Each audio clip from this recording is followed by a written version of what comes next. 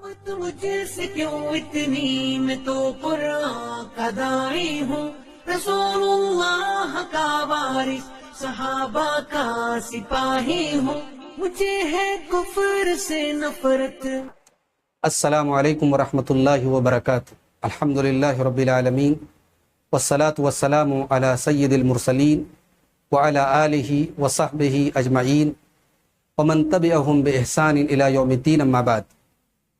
मुअज़्ज़ज़ नाज़रीन, दीन व मिल्ली भाइयों, मोहतरम पर्दानशीन माँ और बहनों, आज हमारी गुफ्तगू का उन्वान बड़ा अहम है। ख़वातीन के साथ जो मखसूस अय्याम होते हैं, उनके जो पीरियड्स होते हैं, अय्याम हैज़ होते हैं, उस हालत में कुरान करीम पढ़ सकती हैं या नहीं, लिख सकती हैं या नहीं, मोबाइल पर कुरान पढ़ सकती हैं, यानी इस टाइप के बहुत सारे सवालात सामने आते हैं। तो हम चाहते हैं कि आज इससे रिलेटेड जो अहम सवालात हैं, हैज़ की हालत में हायज़ा औरत और कुरान, इससे रिलेटेड जो अहम सवाल है उसका जवाब आज आपके सामने पेश करें। सबसे पहला सवाल ये है कि क्या हालत हैज़ में, पीरियड्स में औरत कुरान पढ़ सकती है? तो देखिए, इस मसले में इख्तिलाफ है उलमा का। बहुत सारे उलमा कहते हैं नहीं पढ़ सकती है, बहुत सारे कहते हैं पढ़ सकती है। लेकिन जो राजिह बात है, मजबूत बात है, वो ये कि हालत हैज़ में औरत कुरान पढ़ सकती है। बगैर छुए की बात हो रही है, अभी छूने का मसला मैं बाद में बयान करूँगा। बगैर छुए औरत कुरान पढ़ सकती है। दलील, ये जो बात मैं कहने जा रहा हूँ, ये इमाम मालिक का फतवा है और अल्लामा इब्न तैमिया इसी के कायल हैं, इमाम शौकानी इसी के कायल हैं। इसकी दलील ये है, सबसे पहली दलील ये है कि हर चीज़ में असल जो होती है वो जवाज़ होती है। अगर हम ये कहते हैं कि हैज़ की हालत में औरत कुरान नहीं पढ़ सकती, तो हमें इसके लिए दलील देनी पड़ेगी। औरत पढ़ सकती है, इसके लिए दलील देने की ज़रूरत नहीं, इसलिए कि हर चीज़ में असल जो है वो जवाज़ है। अगर कोई ये कहता है कि औरत नहीं पढ़ सकती, दलील वो देगा। असल हर चीज़ में जवाज़ है। अल्लाह के रसूल के ज़माने में तमाम औरतें इस चीज़ का सामना करती थी, और जाहिर है कि अगर अल्लाह के रसूल सल्लल्लाहु अलैहि वसल्लम ने अपने ज़माने में किसी औरत को मना किया होता कि तुम हैज़ की हालत में कुरान मत पढ़ो, तो सही हदीस में साबित होता। साबित नहीं है, लिहाजा जो असल है जवाज़, हम उसी पर बरकरार रहेंगे। दूसरी बात यह कि कुरान करीम की तिलावत एक बड़ा अजीम और सवाब का काम है। इस सवाब के काम से हम एक औरत को हर महीने 5 से 10 दिन महरूम कर दें कि वो नहीं पढ़ सकती कुरान बगैर कोई दलील के, ये भी कोई माकूल बात नहीं है।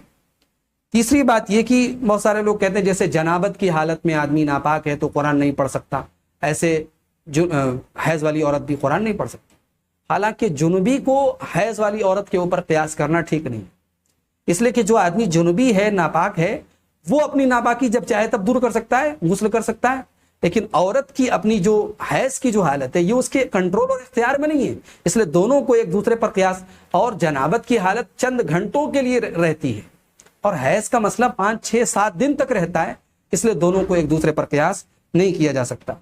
और चौथी बात यह है कि अगर हम मना करते हैं कि भाई हैज़ की हालत में औरत कुरान न पढ़े, तो बहुत सारी औरतें जिनको कुरान याद है, जिन्होंने कुरान को हिफ्ज किया है, तो भूल जाएंगी कुरान। पढ़ने पढ़ाने वाली औरतें कुरान भूल जाएंगी। इसलिए राजी और मजबूत बात यह है कि हैज़ की हालत में औरत कुरान पढ़ सकती है। दूसरा मसला यह है कि क्या औरत हैज़ की हालत में कुरान छू सकती है, टच कर सकती है? तो देखिए, इस सिलसिले में राजिह बात यह है, मजबूत बात यह है कि कुरान को औरत हैज़ की हालत में टच नहीं करेगी, उसको टच नहीं करना चाहिए। क्यों? अल्लाह ताला ने कुरान में फरमाया ला यमस्सुहु इल्लल मुतहहरून, कुरान को नहीं छू सकते मगर पाक लोग।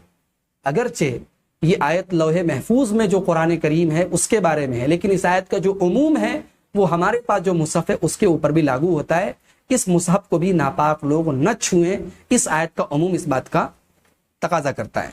दूसरी बात यह कि अल्लाह के नबी सल्लल्लाहु अलैहि वसल्लम ने अहले यमन को जब खत लिखा तो उसमें आपने एक बात यह भी लिखी कि अल्लाह यमस्सल कुरान इल्ला ताहिरुन, कि कुरान को न छुए मगर पाक आदमी। ये मुअत्ता इमाम मालिक जिल्द नंबर 1 सफ़ा नंबर 199, सुनन नसई कुबरा जिल्द नंबर 8 सफ़ा नंबर 57 और सुनन बैहकी जिल्द नंबर 1 सफ़ा नंबर 87 के ऊपर ये रिवायत मौजूद है। ये रिवायत इस बात की दलील है कि हायज़ा औरत जो है वो कुरान को टच ना करे। अगर औरत कुरान की तिलावत करना चाहती है, दस्ताना पहन ले या अपने दुपट्टे वगैरह से कुरान के औराक को उल्टे पलटे डायरेक्ट कुरान को छूने से परहेज करे। तीसरा सवाल हमारे सामने यह है कि क्या कुरान मोबाइल के अंदर एक औरत पढ़ सकती है? जैसा कि मैंने बताया कि जो रियल जो कुरान है, जो ओरिजिनल मुसहफ है, जब उसको औरत पढ़ सकती है تو ظاہر ہے کہ موبائل کو بھی کے اندر بھی جو قرآن ہے اس کو پڑھ سکتی ہے، بلکہ موبائل کو چھو بھی سکتی ہے، اس لیے کہ موبائل کے اندر جو قرآن ہے اس کی حیثیت جو ہے وہ اصل مصحف کی نہیں ہے۔ جیسے اصل مصحف کا ہم احترام کرتے ہیں ویسے موبائل کا احترام نہیں کرتے۔ اصل مصحف کو جیسے ہم پاکی کی حالت میں ہی چھوتے ہیں ویسے موبائل کو ہم نہیں چھوتے، تو موبائل کا حکم جو ہے وہ مصحف کا نہیں ہے۔ اسی لیے شیخ عبد الرحمن ابن ناصر البراق کہتے ہیں کہ ظاہر بات یہی ہے، واضح بات یہی ہے کہ موبائل اور جو دیگر جو ڈیوائسز ہوتی ہیں یہ اپنے وجود میں مصحف سے الگ ہیں، اور یہ جو ہے قرآن کی طرح جیسے قرآن کو پڑھا جاتا ہے اس طریقے سے ان کی حیثیت نہیں ہوتی ہے، بلکہ ان کے اندر جو قرآن ہوتا ہے، جو مصحف ہوتا ہے، وہ دراصل کچھ ڈاٹس ہوتے ہیں جو اسکرین پر جب نظر آتے ہیں تو وہ مصحف کی شکل اختیار کر لیتے ہیں، اور جب ہم اس کو بند کرتے ہیں تو وہ نظروں سے اوجھل ہو جاتے ہیں۔ لہٰذا اس موبائل کو یا اس کیسٹ کو جس میں قرآن ریکارڈ کیا گیا ہو اس کو چھوا جا سکتا ہے، اور اس کو بغیر پاکی کے، بغیر طہارت کے اس میں سے پڑھا بھی جا سکتا ہے، کوئی حرج کی بات نہیں ہے۔ تو لہٰذا حیض کی حالت میں عورت موبائل میں سے قرآن پڑھ بھی سکتی ہے، اس کو ٹچ بھی کر سکتی ہے، کوئی حرج کی بات نہیں ہے۔ چوتھا سوال یہ کہ کیا حائضہ عورت قرآن لکھ سکتی ہے؟ بہت ساری عورتیں ہوتی ہیں، لڑکیاں ہوتی ہیں، وہ اسکول میں پڑھ رہی ہیں، مدرسے میں پڑھ رہی ہیں، ایگزامس آ گئے یا کوئی ان کو ہوم ورک ملا اس میں قرآن کی آیتیں وغیرہ، تو کیا وہ لکھ سکتی ہیں؟ تو دیکھیے صحیح بات یہ ہے کہ وہ لکھ سکتی ہیں، مگر لکھنے کے بعد جو قرآن کے حروف ہوں گے ان کو ٹچ نہ کریں۔ لکھ کے کاپی کو ٹچ کر سکتی ہے، مگر جہاں جو حروف کو لکھیں اس کاپی کی حیثیت تو مصحف کی نہیں ہے، لیکن جو اس نے لکھا ہے، جو رائٹنگز ہیں، جو قرآن کی آیتیں لکھی گئی، جو ٹیکسٹ ہے قرآن کا، اس کی حیثیت مصحف کی ہے، اس کو وہ ڈائریکٹ ٹچ نہ کریں۔ اسی لیے شیخ ابن باز سے پوچھا گیا کہ گرلز کالج کی کچھ اسٹوڈنٹس ہیں، ان کے کورس میں قرآن کا کچھ حصہ ان کو حفظ کرنا پڑتا ہے، تو کبھی کبھی پیریڈ میں ان کے امتحان کا ٹائم آ جاتا ہے، تو کیا وہ قرآن کی صورتیں کاپی پر لکھ سکتی ہیں یا یاد کر سکتی ہیں؟ تو شیخ ابن باز کہتے ہیں یجوز للحائض والنفساء قراءۃ القرآن فی اصح قولئی العلماء، کہتے علماء کا دو قول ہے، اس میں صحیح قول یہ ہے کہ حائضہ عورت اور نفاس والی عورت قرآن پڑھ سکتی ہے۔ وہکذا الورقہ التی کتب فیہا القرآن عند الحاجہ الی ذلک، اسی طریقے سے جس کاغذ پر یا کاپی پر قرآن لکھا گیا ہے اس پر لکھ بھی سکتی ہے اور اس کو پڑھ بھی سکتی ہے ضرورت پڑنے پر۔ یہ شیخ ابن باز کے فتاویٰ کا جو مجموعہ ہے جلد نمبر 10 صفحہ نمبر 209 پر ان کا یہ فتویٰ موجود ہے۔ پانچواں سوال یہ ہے کہ کیا حائضہ عورت مسجد میں جا سکتی ہے؟ کوئی دینی درس ہو رہا ہے، درس قرآن ہو رہا ہے، کوئی کمپٹیشن ہو رہا ہے، علمی کمپٹیشن، اور اس میں حصہ لینے جانا ہے وہ حیض کی حالت میں، تو کیا وہ جا سکتی ہے؟ اس مسئلے میں بھی اختلاف ہے کہ حائضہ عورت مسجد میں جا سکتی ہے یا نہیں، لیکن راجح اور مضبوط بات یہ ہے کہ حائضہ عورت مسجد میں جا سکتی ہے۔ یہی قول ایک روایت کے مطابق امام احمد ابن حنبل کا ہے، امام شافعی کے شاگرد امام مزنی کا ہے، امام داؤد ظاہری اور امام ابن حزم کا بھی یہی قول ہے، اور موجودہ دور کے علماء میں علامہ ناصر الدین البانی رحمۃ اللہ علیہ کا بھی یہی موقف ہے۔ دلیل کے اعتبار سے یہ قول کیوں مضبوط ہے آئیے دیکھتے ہیں۔ سب سے پہلی دلیل براءت اصلیہ، اگر کوئی کہتا ہے کہ حائضہ عورت مسجد میں نہیں جا سکتی وہ دلیل دینا، ہم کو دلیل دینے کی ضرورت نہیں ہے بھائی، جب سارے لوگ مسجد میں جا سکتے ہیں تو حائضہ عورت بھی جا سکتی ہے، اس کے لیے جائز ہے۔ اگر کوئی کہتا نہیں جائز نہیں تو وہ دلیل دے گا، اصل جو چیز ہے وہ حلت ہے اور جواز ہے، اور جواز اس بات کا تقاضا کرتا ہے کہ حائضہ عورت مسجد میں جا سکتی ہے۔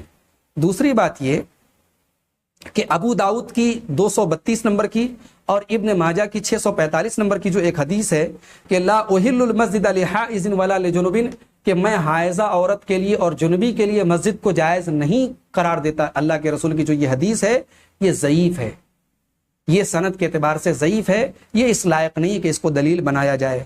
تیسری بات یہ کہ اللہ کے رسول نے فرمایا، صحیح بخاری کی 283 نمبر کی اور صحیح مسلم کی 371 نمبر کی حدیث ہے، آپ نے فرمایا المسلم لا ینجس، مسلمان ناپاک نہیں ہوتا۔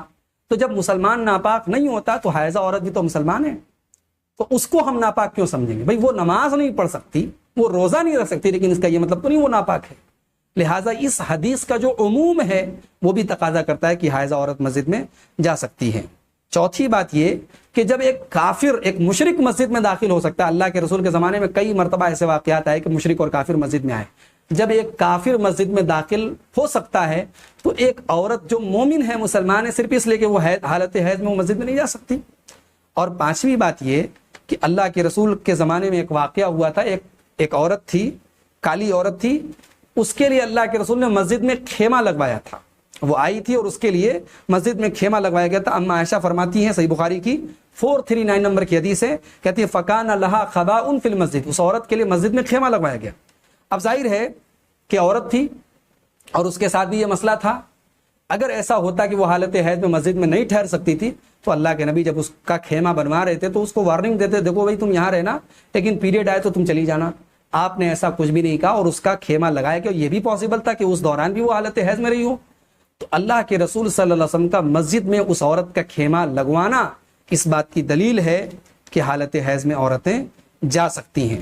اور آخری بات یہ کہ بعض لوگوں نے یہ کہا کہ اس سے مسجد میں گندگی کا اندیشہ ہے. ایسا کوئی اندیشہ نہیں ہے. موجودہ دور جو ترقی یافتہ دور ہے اور آج جو خواتین جو پیڈس وغیرہ استعمال کرتی ہیں، اس کے بعد تو اس بات کا قطعاً کوئی امکان نہیں رہتا کہ کسی قسم کی نجاست نعوذ باللہ مسجد میں گرے گی. بہرحال جو خواتین کسی درس وغیرہ میں شرکت کے لیے مسجد میں جائیں اس حالت میں، ان کو سختی سے اس بات کی تاکید کی جاتی ہے کہ وہ بہت زیادہ احتیاط سے کام لیں. لیکن اگر وہ سارے انتظامات ایک عورت کرتی ہے تو پھر میں سمجھتا ہوں کہ کوئی اس بات کا خطرہ نہیں رہتا ہے. تو راجح اور مضبوط بات دلیل کے اعتبار سے یہی ہے کہ حالت حیض میں اگر کوئی ضرورت پڑ گئی، کوئی درس ہے، درس قرآن ہے، کوئی علمی مجلس ہے، کوئی علمی مسابقہ ہے، ایسی چیز میں شرکت کے لیے عورت مسجد میں جانا چاہے تو جا سکتی ہے، کوئی حرج کی بات نہیں ہے. واللہ اعلم بالصواب. یہ حائضہ عورت کے تعلق سے اور قرآن کے تعلق سے چند اہم مسائل تھے. اللہ سے دعا ہے رب العالمین ہم سب کو کتاب و سنت پر چلنے کی اور عمل کرنے کی توفیق عطا فرمائے. آمین. والسلام علیکم ورحمۃ اللہ وبرکاتہ.